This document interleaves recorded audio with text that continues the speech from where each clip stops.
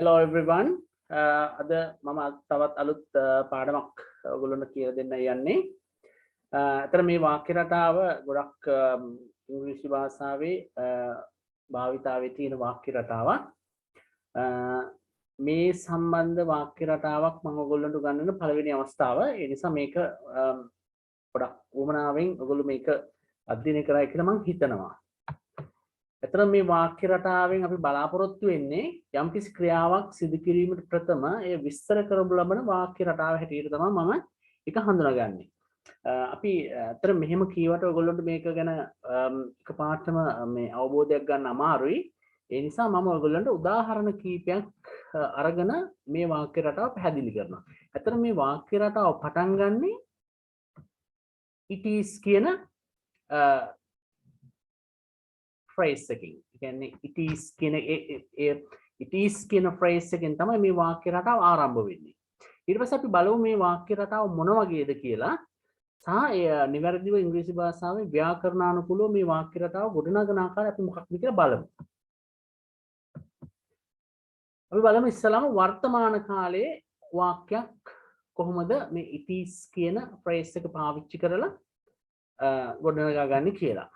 ඇත්තටම දැන් ඔයාලට පේනවා it is කියන phrase එකෙන් පටන්ගෙන adjective එකක්. adjective කියලා කියන්නේ නාම විශේෂණයක්. නාම විශේෂණ හැටියට අපි හඳුනාගත්තේ කිසියම් නාම පදයක් අනිත් නාම වලින් වෙන් කර හඳුනා ගැනීම සඳහා භාවිතා කරන විශේෂණ පද නාම විශේෂණ හැටියට අපි හඳුනාගත්තා. උදාහරණයක් හැටියට කියනවනම් ළමයා කියන්නේ නාම පදයක්. හොඳ ළමයා කියලා කිව්වොත් ළමයා කියන නාම පදය අනිත් නාම පද වලින් එහෙම නැත්නම් ළමයි අනිත් ළමයිගෙන් වෙන් කර හඳුනා ගන්න අපි හොඳ ළමයා කියලා භාවිතා කරා. අන්න ඒකට අපි කියනවා නාම විශේෂණ කියලා. ඒ කියන්නේ good කියන එකේ අවස්ථාවේදී නාම විශේෂණ. bad boy. boy bad boy. ඒ කියන්නේ පිරිමි ළමයා නරක පිරිමි ළමයා. bad කියන එක ඒ වෙලාවේදී අපි නාම විශේෂණයක් එහෙම නැත්නම් adjective එකක් හැටියට හඳුනා ගන්නවා. ඊට පස්සේ it is සමග adjective එක හේවත් නාම විශේෂණය එකතු කරාට පස්සේ to සමග ක්‍රියාපදයේ සම්බන්ධ කරලා ඉතිරි කොටස ලියනවා. අපි බලමු මේක කොහොමද මේ ආකාරයේ වාක්‍ය ගොඩ නැගෙන්නේ කියන එක. මෙලෙස නිර්මාණය කළ හැකි වාක්‍යවල අන්තර්ගත කළ හැකි නාම විශේෂණ වන්නේ කියන එකෙන් අදහස් වෙන්නේ it is මුලට දාලා අපිට කියන්න පුළුවන් it is easy. එකකින් අදහස් වෙන්නේ lazy. It is hard, අමාරුයි.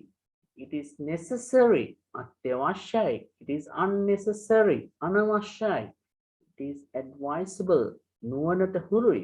It is difficult, අපහසුයි. It is convenient, පහසුයි. අතන මේ නාම විශේෂණය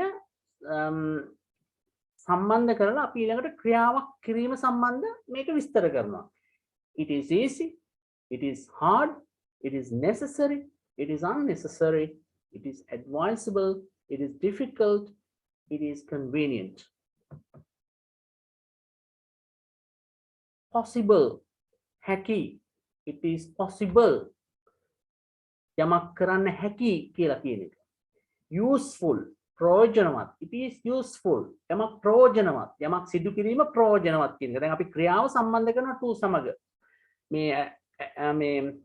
මේ adjective එකට පස්සේ අපි මේ වාක්‍ය රටාව දැන් ඉස්සරහට ඉගෙන ගන්නවා. හරි? It is good, හොඳයි. යමක් කිරීම හොඳයි.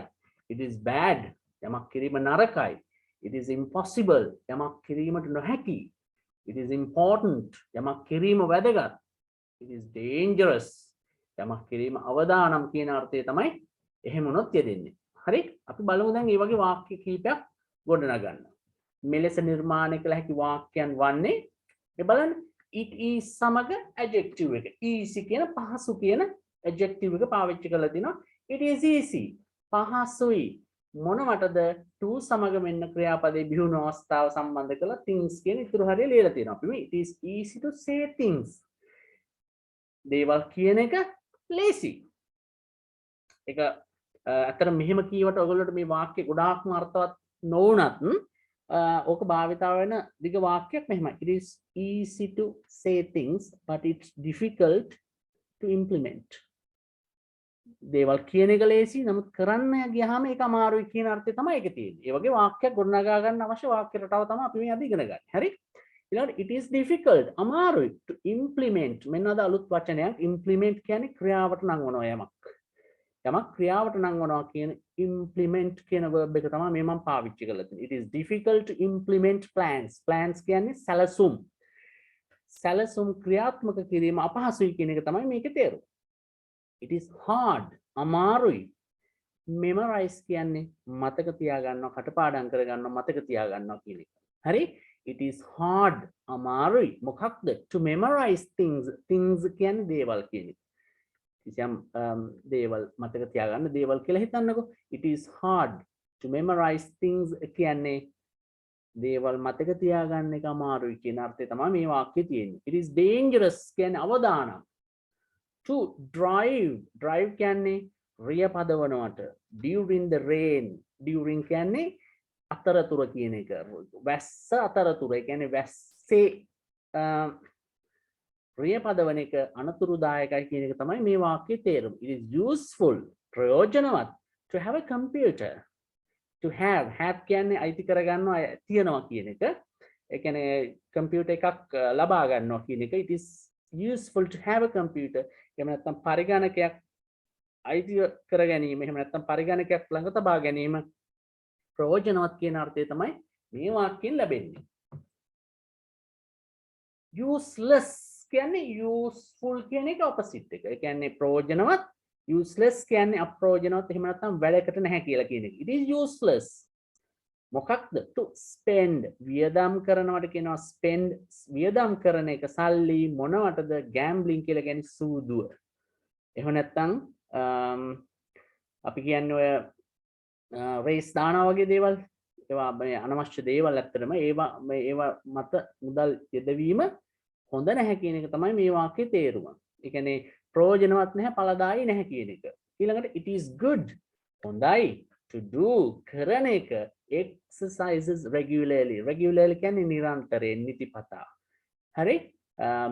මේ වාක්‍යයේ අර්ථය තමයි it is good හොඳයි to do exercises ව්‍යායාම් කරන එක හොඳයි නිතිපතා ව්‍යායාම් කිරීම හොඳයි කියන එක තමයි මේ වාක්‍යයේ තේරුම. It is necessary කියන්නේ අත්‍යවශ්‍යයි to monitor children at all times. Children කියන්නේ ළමයි, monitor කියන්නේ ළමයි කියන්නේ සොයා බලනවා කියන එක, ළමයිව පසු විපරම් කරනවා කියන එක. At all times කියන්නේ සෑම වෙලාවෙම කියන එක. හරි?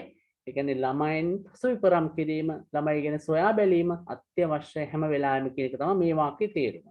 It is unnecessary අනවශ්‍යයි to use two mobile phones. ජංගම දුරකථන දෙකක් භාවිතා කිරීම අනවශ්‍යයි කියන අර්ථය. ඒක necessary කියන එකේ opposite word එක තමයි unnecessary. අනවශ්‍යයි කියන අර්ථය තමයි එතන තියෙන්නේ. It is advisable. Advisable කියන්නේ නුවණට හුරුයි. It is advisable කියන්නේ නුවණට හුරුයි. මොකක්ද to සමග වෙන්න ක්‍රියාව දෙනවා to eat healthy foods. Healthy foods කියලා කියන්නේ නිරෝගී ආහාර. ඒ කියන්නේ සෞඛ්‍ය සම්පන්න ආහාර කියන එක. හරි?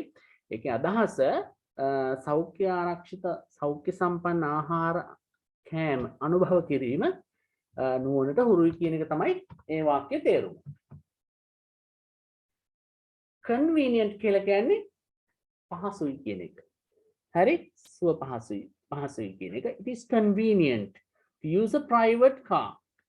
අතරම මේකේ අදහස් කරන්නේ the private car කියන එකෙන් අදහස් කරන්නේ පෞද්ගලික වාහනයක්. use කියන්නේ පාවිච්චි කරනවා කියන එක. private ඒ කියන්නේ පෞද්ගලික වාහනයක් භාවිතා කිරීම පහසුයි කියන එක තමයි ඒකේ අදහස. ඒ කියන්නේ මේක සංසන්දනය කරලා තියෙන්නේ දැන් අපි හිතමු කවුරු හරි පොදු ප්‍රවාහන සේවය පාවිච්චි කරනවා කියලා බස් එකේ තෙරපිලා යනවට වඩා වාහනයක් Tamanda කියලා පාවිච්චි කරන එක පහසුයි කියන එක තමයි මේ වාක්‍යයේ තේරුම. It is important කියන්නේ adjective එක important කියන්නේ වැදගත් කියන එක. එහෙනම් වැදගත් to do මොනවා කරන එකද? your homework every day. මේක ඔයගොල්ලන්ට හොඳ advice එකක්. හැමදාම ඔබලගේ ගෙදර වැඩ කරන එක වැදගත් කියන එක තමයි මේ වාක්‍යයෙන් කියවෙන්නේ. ඊළඟ එක තමයි it is possible. possible කියන්නේ හැකි, විය හැකි. It is possible to help others. අන් අයට උදව් කිරීම මේ අන් අයට උදව් කරන්න පුළුවන් කියන එක තමයි මේකේ අදහස. It is possible to help others. අනිත් අයට උදව් කිරීම හොඳයි කියන එක තමයි, එහෙම නැත්නම් අනිත් අයට උදව් කළ හැකි කියන එක තමයි මේකේ අර්ථය. ඊළඟ වාක්‍යය it is impossible. impossible කියන්නේ නොහැකි. possible කියන එකේ opposite word එක. එහෙනම් it is impossible කියන්නේ නොහැකි to win all the games. හැම තරගයක්ම ජයග්‍රහණය කිරීම අපහසුයි. impossible නොහැකි කියන එක තමයි මේකේ තේරුම. it is bad to fight with others. it is bad කියන්නේ නරකයි. good කියන එක opposite word එක. එහෙනම් නරකයි මොකක්ද to fight රණ්ඩු සරුවල් කිරීම, දබර වීම අනිත් අය සමග. හොඳ නෑ කියන එක තමයි ඒ වාක්‍යයේ තේරුම. දැන් අපි බලමු මෙම වාක්‍ය රටාවේ ප්‍රශ්නාර්ථය සහ නැතාර්ථය ගොඩනගා ගන්න ආකාරය. ඒක වෙන්නේ මෙහෙමයි. ඔයගොල්ලෝ දන්නවා දැන් අපි මේ is am are කියන be ක්‍රියාපදයේ උපාවස්ථාවක් නෙමේ is කියන්නේ. ඒ නිසා අපි නැතාර්ථයට හරවන්න අපි is to not එකතු කරනවා කියන එක දැන් අපි හැම කෙනෙක්ම දන්නවා. එහෙනම් it is not advisable, it is not difficult, it is not good ආදී වශයෙන් අපිට it is සමග not එකතු කරලා අපිට ඒ වාක්‍යයේ නැතාර්ථයෙන් ප්‍රකාශ කරන්නත් පුළුවන්. ප්‍රශ්නාර්ථය වෙන්නේ අපි දන්නවා දැන් is කියන්නේ උපකාරක ක්‍රියාපදේ. ඒක it කියන සර්වනාමයට මුලටගෙන සර්වනාමයේ මුලට ගෙනල්ලා ප්‍රශ්නාර්ථය හරවන්න පුළුවන්. ඒක ඔබ දැන් හැම කෙනෙක්ම දන්නවා. නැතාර්ථයේ ප්‍රශ්නාර්ථය වෙන්නේ is it not. දැන් අපි not තියලා is විතරක් ඉස්සරහට ගන්නවා. it is not කියලා මෙතන තියෙනවා. it is not කියන එක මේ it is not. එහෙනම් අපි is ගන්නවා it ගෙන් ඉස්සරහට මේ is ඉස්සරහට අරගෙන it එතනම තියලා not ඉතුරු වෙනවා. එතකොට තමයි නැතාර්ථයේ ප්‍රශ්නාර්ථයක් වෙන්නේ. හරි. අපි බලමු නෙගටිව් ෆෝම් එක කොහොමද ගොඩනගා ගන්න කියලා. මේ ඔයගොල්ලෝට පේනවා දැන් it is not, then the adjective followed by the verb with to and then the rest. කියන්නේ it is not ඊට පස්සේ අපි නාම විශේෂණය දාලා to සමග ක්‍රියාව ලියලා ඉතිරි කොටස අපි ඊට පස්සේ ලියනවා. ප්‍රශ්නාර්ථය හැදෙන්නේ is මුලට ගන්නවා it එතනම ඉතුරු වෙනවා. ඊට පස්සේ adjective එක එහා සම්බන්ධව verb එක සහ ඉතුරු කොටස වාක්‍ය සම්බන්ධ වෙනවා. මෙලෙස නිර්මාණය කළ හැකි වාක්‍ය වන්නේ මේවයි. මේ බලන්න. Is it easy to do it this way? This way කියන්නේ මේ විදිහට. way කියන්නේ පාර කියන එක. way කියන්නේ මාර්ගය. විදිහ කියලා කියනත් අපි පාවිච්චි කරනවා. එහෙනම් this way කියන්නේ this කියන්නේ මේ. way කියන්නේ විදිහ ආකාරය. මේ විදිහට. එය කිරීම පහසුද? it is easy කියන එක ප්‍රශ්නාර්ථය තවොත් is it easy? පහසුද මේ විදිහට කරන්න කියලා අහන ප්‍රශ්නය තමයි අපි ඒ කාර්යයට ගොඩනගාගත්තේ. is it difficult? අමාරුද to implement plans? ඒ කියන්නේ plans එහෙම නැත්නම් සැලසුම් ක්‍රියාවේ යොදවන්න ක්‍රියාත්මක කරන එක අමාරුද කියලා අහන ප්‍රශ්නයක්. අමාරුයි කියන එක අමාරුද කියලා දැන් අපි අහනවා is මුලට දාලා ප්‍රශ්නාර්ථයට හරවලා තියෙනවා. is it hard? අමාරුද to memorize things? දේවල් මතක තියාගන්න එක අමාරුද? is it dangerous? භයානකද to drive during the rain? මේ වැස්ස අතරතුර රියපැදවීම අනතුරුදායකද? is it useful to have a computer? පරිගණකයක් ළඟ තබා ගැනීම, පරිගණකයක් අයිති කර ගැනීම ප්‍රයෝජනවත්ද? is it useless to spend money on gambling? සුදු වලට මුදල් යෙදවීම ප්‍රයෝජනවත් නැද්ද? is it good to do exercises regularly? නිරන්තරයෙන් ව්‍යායාම් කිරීම හොඳයිද? is it necessary? අත්‍යවශ්‍යද? to monitor children at all times? ළමුන් නිති පරිදි ළමුන් ගැන සොයා බැලීම අත්‍යවශ්‍යද? is it unnecessary to use two mobile phones? ජංගම දුරකථන දෙකක් භාවිතා කිරීම අනවශ්‍යද? is it advisable? is it advisable? advisable කියන එක ඔයගොල්ලෝ දන්නවා නුවණට හුරුයි කියන එක. is it advisable? නුවණට හුරුද healthy foods හැමදාම ආහාරයට ගන්න එක එහෙම නැත්නම් සෞඛ්‍ය ආරක්ෂිත ආහාරයට ගන්න එක මේ නුවණට හුරුද කියන ප්‍රශ්නාර්ථය අපි ගොඩනගා ගත්තා. දැන් අපි බලමු ප්‍රශ්නාර්ථය ගොඩනගන ආකාරය දැන් ඔයගොල්ලෝ දන්නවා is it සමග adjective එක සම්බන්ධ කරනවා. දැන් අපි බලමු ප්‍රශ්නවාචී පද. එහෙම නැත්නම් interrogatives අපි ඉගෙන ගත්ත interrogatives ප්‍රශ්නවාචී පද භාවිතා කරලා මේ ක්‍රමයට ලස්සන ප්‍රශ්නයක් අහන්නේ කොහොමද කියන එක මම මෙතන හදලා තියෙනවා. එහෙනම් මෙහිදී ප්‍රශ්නවාචී පද සමග අර්ථවත් ප්‍රශ්න ගොඩනැගිය හැක. මේ බලන්න how සමග adjective එක දාපුවාම interrogative එක හැදෙනවා. මේ how easy, how dangerous, how easy කියන්නේ කොපමණ පහසුද, කොච්චර ලේසිද, how dangerous කොච්චර භයානකද, how bad කොපමණ නරකද, how useful කොපමණ ප්‍රයෝජනවත්ද, how convenient කොච්චර පහසුද. ඒ විදිහට ප්‍රශ්නවාචී පද ගොඩනගා ගන්න පුළුවන්. why කෙලින්ම ඉස්සරහට දාන්න පුළුවන්. මේ බලන්න why is it difficult to pass examinations?